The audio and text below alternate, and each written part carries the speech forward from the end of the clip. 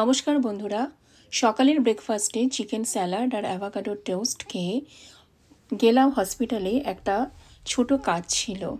আগের সপ্তাহে গিয়ে দেখিয়ে এসেছিলাম নর্মাল চেক আপের জন্য। তখন ডাক্তার বলেছিল যে সবজি আর প্রোটিন মানে মাছ, মাংস, ডিম, সয়াবিন এগুলো বেশি করে খেতে আর ভাত রুটি কম খেতে। চারপাশের এই সবুজ গাছপালাগুলো দেখে কি ভালো যে লাগছে। শীতকালটা এই গাছপালাগুলো একদম ন্যাড়া হয়ে যায়। দেখেই মনে হচ্ছে যে বসন্তকাল চলে এসছে। বাড়িতে এসে লাঞ্চ করলাম।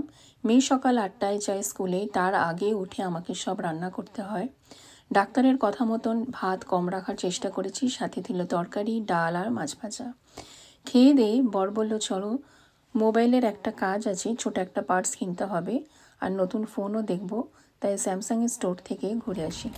যদিও ইউএসএতে সবাই অ্যাপেলের ফোন ইউজ করে, তবে ও খুব একটা অ্যাপেল পছন্দ করে না। জানলার ধারে এই টেবিলটায় বসে গাড়ি দেখতে কিন্তু বেশ লাগছিল। কাজ হয়ে যাওয়ার পরে বাড়ির দিকে আবার রওনা দিলাম। মেয়ে আসার সময়ও হয়ে গেছে স্কুল থেকে। সকাল থেকে ঘুরে ঘুরে আর রাতে বেশি কিছু রান্না করতেও ইচ্ছা করছিল না। তাছাড়া এখানে তো কোনো হেল্পিং হ্যান্ডও পাওয়া যায় না, সব কাজ নিজেকেই করতে হয়। যদিও কাজ করতে কোনো সমস্যা হয় না, ফিজিক্যালি ফিটও থাকা যায়। আগে থেকে যদি প্ল্যানিং করে রাখা যায় তাহলে কিন্তু কাজ করতে খুব একটা কষ্টকর কিছু নয়। যেমন আমাকে সকালে উঠে 6টার মধ্যে রান্না করতে হয়, 8টার মধ্যে মেয়ে চলে যায়।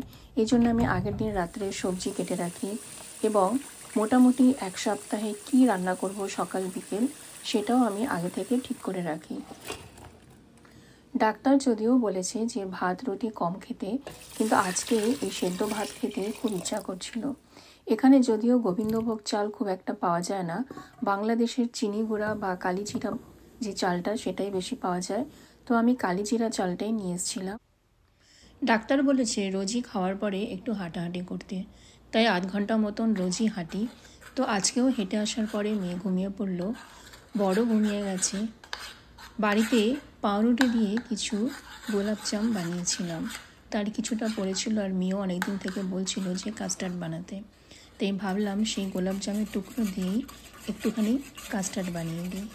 এখন প্রায় রাত 11টা বাজে, চারিদিকে সবাই ঘুমোচ্ছে, কারণ এখানে কিন্তু সকলেই 7টা-8টার মধ্যে ঘুমিয়ে পড়ে।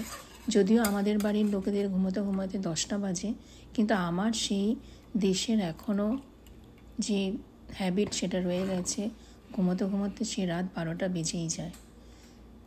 এখানে দুধ গরম করে কাস্টার্ড পাউডার দিয়ে আর গোলাপজাম দিয়ে কাস্টার্ডটা বানিয়ে ফ্রিজে রেখে দেবো, একটুখানি ঠান্ডা হলে সকালবেলা মেয়ে দেখলে বেশ খুশি হয়ে যাবে।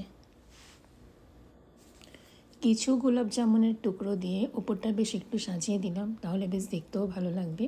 তাহলে আজকের মতন ব্লগটা এখানেই শেষ করছি। ভালো থাকবেন।